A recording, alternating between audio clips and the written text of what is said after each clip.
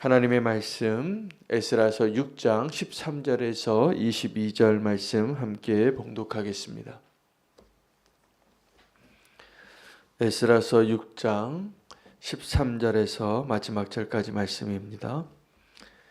다리오 왕의 조서가 내림에 유브라데강 건너편 총독 다뜨네와 스달보스네와 그들의 동관들이 신속히 준행하니라.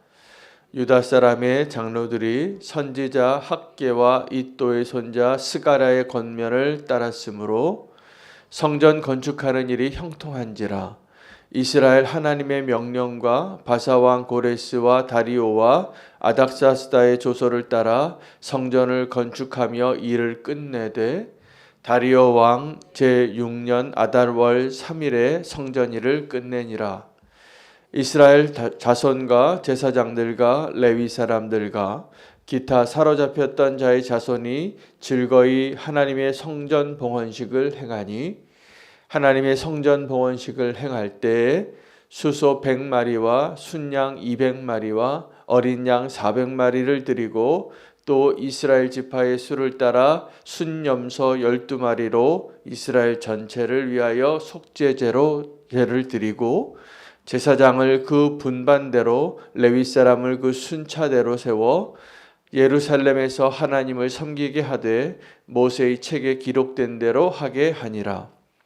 사로잡혔던 자의 자손이 첫째 달 14일에 유월절을 지키되 제사장들과 레위 사람들이 일제히 몸을 정결하게 하여 다 정결하매 사로잡혔던 자들의 모든 자손과 자기 형제 제사장들과 자기를 위하여 유월절 양을 잡으니 사로잡혔다가 돌아온 이스라엘 자손과 자기 땅에 사는 이방 사람의 더러운 것으로부터 스스로를 구별한 모든 이스라엘 사람들에게 속하여 이스라엘의 하나님 여호와를 찾는 자들이 다 먹고 즐거움으로 이랫동안 무교절을 지켰으니 이는 여호와께서 그들을 즐겁게 하시고 또 아스루 왕의 마음을 그들에게로 돌려 이스라엘의 하나님이신 하나님의 성전 건축하는 손을 힘있게 하도록 하셨음이었더라. 아멘. 하나님의 말씀입니다. 오늘 하나님께서 우리에게 진정한 기쁨을 주시고 또 함께 기뻐할 수 있는 자로 오늘 더 풍성한 하루가 되시기를 축복합니다. 오늘 본문은 성전을 봉헌하는 내용과 19절부터는 유월절을 지켰다는 내용의 본문이 되겠습니다. 성전을 완공하기까지 우여곡절이 많았습니다. 마치 우리의 믿음의 여정같이 우리가 주님을 믿고 지금도 그 길을 가고 있다라고 저는 믿습니다. 그래서 우리가 신앙생활 할 때 또 어떤 사람의 연약함을 볼 때에도 너무 불쌍하게 여기지 마시고 함께 기도해 주시기 바랍니다. 또 어떤 사람이 나보다 믿음이 너무나 탁월한 것 같고 부러울 정도의 견고한 믿음을 갖고 있다고 할지라도 너무 낙심하지 마시기 바랍니다. 하나님께서 우리를 지금도 빚으시고 공사 중에 계시는 하나님의 부지런함과 열심을 우리가 경험하게 됩니다. 지금 우리의 믿음의 여정이 한 걸음씩 주님께로 향하고 있음을 믿음으로 바라보시고 오늘 본문에 있는 내용처럼 성전을 주님께 올려드리는 그날 또 함께 예배하고 그 예배의 기쁨을 유월절의 기쁨으로 누리는 그 기쁨이 믿음으로 보여지게 되기를 축복합니다. 성전을 봉헌하는 이유는 온전한 예배를 위한 것입니다. 그래서 우리가 성전을 건축하는 것과 예배를 드리는 것과 잘 생각해 보시면 무엇을 위하여 무엇이 더 중요한가를 금방 발견할 수 있습니다. 여러분, 성전을 건축하는 것이 기뻤던 사람들이 있었습니다. 하나님은 우리가 그 성전을 완공하는 일을 기쁘게 하실 것입니다. 성전은 어떤 곳이냐 하면 하나님과의 만남이 이루어지는 곳이죠. 거룩한 곳이고 하나님의 시선이 늘 주목되어지는 곳이고 그 성전을 건축하기 위해서 참 많은 사람들의 헌신과 수고가 있었습니다. 그런데 안타깝게도 성전을 건축하고 예배에 실패하는 사람들이 꽤 많습니다. 그래서 건물은 완성이 됐는데 온전한 예배를 드리지 못하는 것. 하나님께 헌신은 했는데 하나님과 기쁨으로 누리지 못하는 것. 이것이 오늘 우리가 한번 생각해 보아야 할 우리의 믿음의 모습이기도 합니다. 성전이 완공되기를 갈망하신 분은 하나님이십니다. 우리는 성전보다 내가 살 집을 더 먼저 짓고 싶을 때가 훨씬 많습니다. 아마 다윗 정도를 빼놓고는 대부분 그럴 겁니다. 다윗은 왜 그렇게 성전을 짓고 싶었는가? 사실은 가장 성전을 짓고 싶어 하던 사람은 솔로몬이 아니라 다윗입니다. 다윗은 평생 하나님을 위하여 성전을 짓고 싶었습니다. 근데 하나님은 다윗에게 성전을 지어달라고 요구한 적이 없으셨어요. 여러분, 솔로몬의 삶을 원하십니까? 다윗의 삶을 원하십니까? 꼭 다윗의 삶을 누리시기를 축복합니다.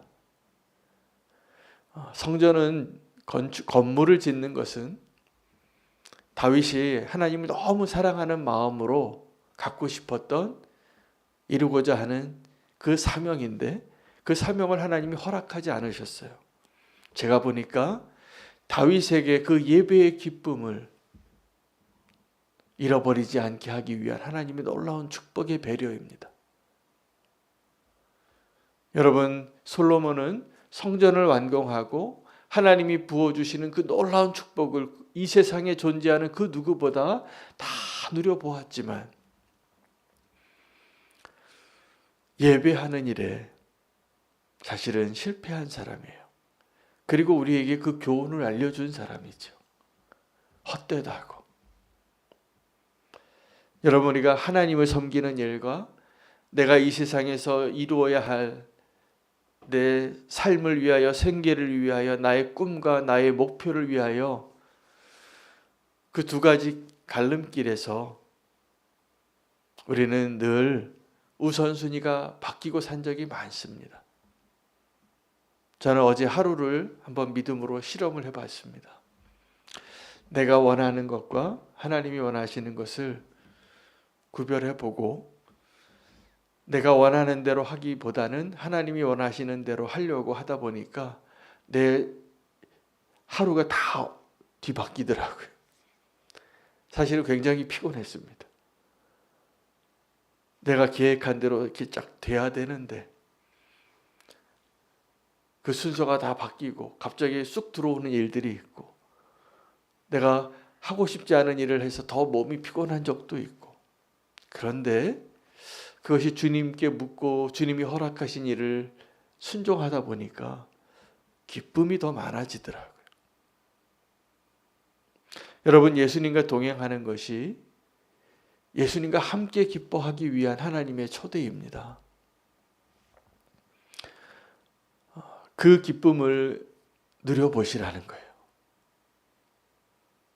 그래서 우리 삶에 허락되어진 아주 작은 소소한 것들까지도 주님께 묻고 그 가운데 주님과 대화하고 주님의 뜻을 더 헤아리게 되고, 우리를 향한 하나님의 뜻이 뭐냐면 항상 기뻐하고 범사에 감사하고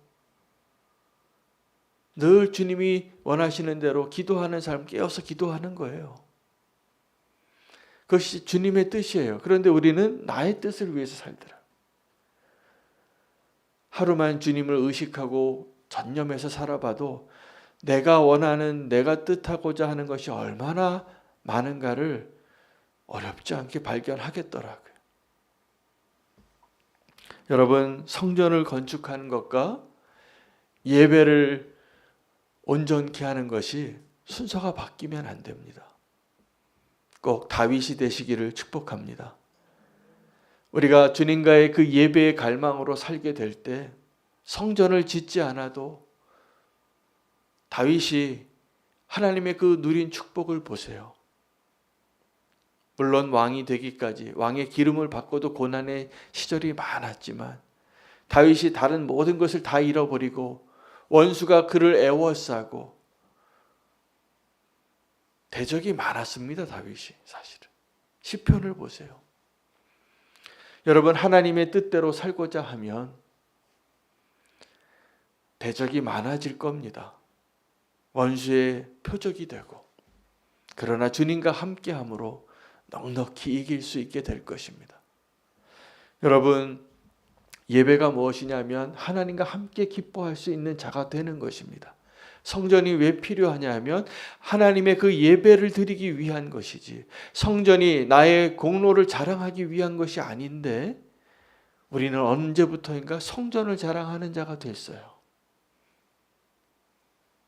이 46년 동안 건축한 헤롯 성전을 한번 보라고. 얼마나 아름다운가. 거룩한 그 성소를 아름답게 꾸미면 기쁘죠. 그러나 정말 기쁜 것은 내가 주님과 함께 동행하고 주님과 함께 할 수 있는 그 예배가 회복되어질 때의 기쁨, 그것이 되어야 합니다. 그래서 제가 우리는 교회 이름을 너무 잘 지었다고 제가 다른 목사님들 만나면 부러워하는 이야기를 많이 듣습니다. 너무 이름이 좋대요. 우리 교회 이름이. 우리가 교회라고. 우리가 성전이라고. 이제 우리가 해야 할 일은 예배하는 것만 남았습니다. 내 안에 계신 주님을 늘 의식하십시오. 죄짓기가 좀 어려울 겁니다. 내 마음대로 살기가 좀 어려울 겁니다.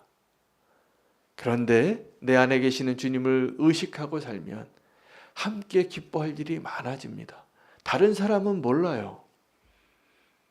어제도 일기에 다 쓸 수 없는 그 기쁨이, 저와 주님만 알고 있는 기쁨이 풍성해지더라고요. 여러분, 그 충만한 기쁨을, 함께 누리는 기쁨을 더 풍성하게 누리시게 되시기를 축복합니다. 6월절의 기쁨은 여러분, 성전을 완공하는 기쁨은 거룩해지는 것에 대한 기쁨입니다. 거룩해지는 기쁨. 그 기쁨이 대단합니다. 내가 정결해지면, 여러분, 깨끗한 몸, 깨끗한 옷, 깨끗한 마음으로 내가 서 있다고 느껴질 때 기쁘시지 않으십니까? 내가 뭔가 좀 더럽고 추잡하고 냄새나고 추하고 그런 모습 누구에게 보여주고 싶지도 않잖아요. 특히 사랑하는 사람한테는 그런 모습 보여주고 싶지 않습니다. 거룩해지는 것은 우리에게 기쁨이에요.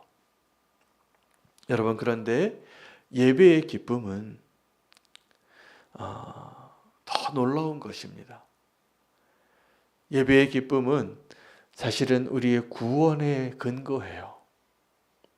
우리가 예배할 수 있다는 것은 하나님께로 나아가는 것. 그래서 예배에 성공했다라는 것은 우리의 구원이 분명해졌다라는 의미이기도 해요. 할렐루야. 여러분, 우리가 예배 드릴 때마다 구원의 기쁨을 더 누리시게 되시기를 축복합니다. 주님께서 우리의 그 구원을 완성시키기 위하여 자기의 목숨을 내어주신 거예요. 그게 십자가예요. 자기 스스로 어린 양이 되어주신 거. 여러분, 예수 그리스도께서 어린 양인데 그 어린 양이 꼭 필요한 절기가 6월절입니다. 그 피를 문설주에 발라야 하니까. 여러분, 그런데 보니까 그 6월절에도 그냥 그 어린 양 고기 먹는 기쁨으로 사는 분들이 많아요. 그 구원의 기쁨을 누려야 하는데 그 구원의 기쁨은 하나님의 심판의 칼을 면하게 되는, 하나님의 심판을 받지 않을 수 있는 그 놀라운 축복을 누리는 그 기쁨이 커야 합니다. 6월절의 기쁨을 함께 누리기 위하여 이웃과 함께 어린 양의 고기를 먹기도 하고, 또 하나님과 온전히 하나님 편에, 하나님의 그 바운더리 안에 들어가는 것, 하나님의 택한 백성이 되어지는 분명한 표징, 내가 심판받지 않고 구원 얻을 수 있는 그 기쁨, 오늘 그 기쁨이 분명해지시기를 축복합니다. 그런데 그 예수님께서 유월절 어린 양이 되기 위하여 그 십자가로 가게 될 때 이제 고난주간이 시작이 되어지는데, 예수님이 고난당하시는 그 기간 동안에 예루살렘에 사는 대부분의 사람들은 예수님을 죽이는 자의 자리에 함께 서서 기뻐했습니다. 원수가 마지막 때에 분명히 하는 것 하나를 발견하는데 편가르는 거예요. 그래서 예수님을 십자가에 못 박는 그때에 헤롯과 빌라도가 서로 원수였는데 친구가 됩니다. 단 한 가지 목적을 위해서, 예수님의 십자가로 나아가는 그 일 가운데 우리는 지금 누군가의 편에 서게 될 겁니다. 원수의 편에 서든지 아니면 주님과 함께하는 그 편에 서게 되든지. 여러분, 압살롬이 아버지 다윗을 반역하고 그가 스스로 왕이 되었을 때 그 위대한 왕 아버지 다윗을 그 밑에서 그가 작정하고 민심을 도둑질했거든요. 그래서 아버지의 잘못을 부각시키고 자기가 성문에 서서 사람들을 계속 만나서 인사하는 거예요. 어려운 일 없냐고. 아마 선물도 줬을 겁니다. 따뜻한 말로, 천사 같은 표정으로. 이거 정말 우리 아버지는 뭐 하고 있는 거야? 그래서 내가 해주겠다고. 더 다정하게, 더 적극적으로. 목적이 있죠. 자기가 왕이 되고 싶어서. 그런데 그 압살롬의 그러한 아주 탁월한 전략보다 더 탁월한 전략을 소개한 사람이 아히도벨이에요. 그 아히도벨은 왕이 된 압살롬의 왕권을 더 견고하기 위해서 아버지와 완전히 원수되게 하는 전략을 쓰게 하더라고요. 인륜적으로 도저히 할 수 없는 일. 그 일을 행함으로써 나는 이 아버지와 이제 더 이상 다시 건너갈 수 없는 강을 건너갔다라는 걸 세상에 드러내기 위하여 아버지의 후궁들하고 동침하게 합니다. 대낮에. 그렇게 했어요. 압살롬이.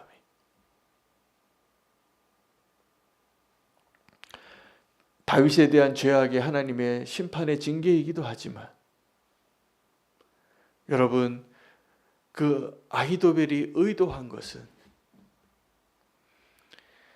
분명히 대적이 되게 하는 것을 통하여서 힘이 규합되는 것을 아는 겁니다. 이 정치인들이 잘 알더라고요, 이런 거. 우리가 보기에 도대체 말도 안 되는 그런 말과 행동과 정책들을 하면서 그 일에 규합해서 완전히 원수가 되기로 하는 사람들의 힘이 응집이 돼요. 그리고 자기가 원하는 권력을 얻기를 원하는 거죠. 지금도 대적들이 하는 일이 그것입니다. 깨어있기를 바랍니다.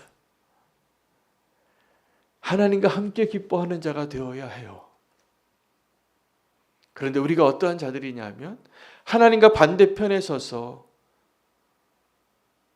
그렇게 함께 기뻐하는 자가 되어지는 안타까운 모습을 보는데, 여러분, 압살롬의 아히도벨이 그렇게 했지만, 예수님을 십자가에 못 박으라고 고함을 치던 그 군중들이 그렇게 했지만, 하나님은 어떻게 하셨는지 아십니까? 다윗은 무엇을 위해서 울었는지 아십니까? 그 원수된 그 아들을 위하여 통곡하는 다윗을 봅니다. 압살롬아, 압살롬아, 내가 너를 위하여 죽었어야 하는데, 내가 대신 죽었어야 하는데. 예수님께서 고통 가운데 돌아가시면서도 자기를 죽이는 그 사람들을 용서해달라고 기도하신 분이에요. 여러분, 우리가 함께 기뻐해야 할 예수 그리스도를 오늘 꼭 보시기 바랍니다.